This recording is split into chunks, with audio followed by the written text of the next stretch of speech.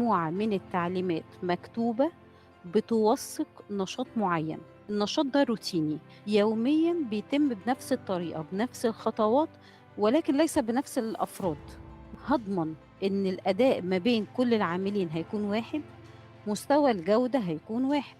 بالتالي أنا عندي مجموعة قوانين، مجموعة ستاندرد، مجموعة مواصفات بيتم الالتزام بيها. يبقى أنا في السوق، يعني أنا لو رقم واحد في السوق في منتج معين، أنا هقدر أحافظ على المنتج إنه يكون رقم واحد في السوق على مدى 5 سنين، على مدى 10 سنين، على مدى مدة استراتيجية مثلا معينة، بما إني بحط أهداف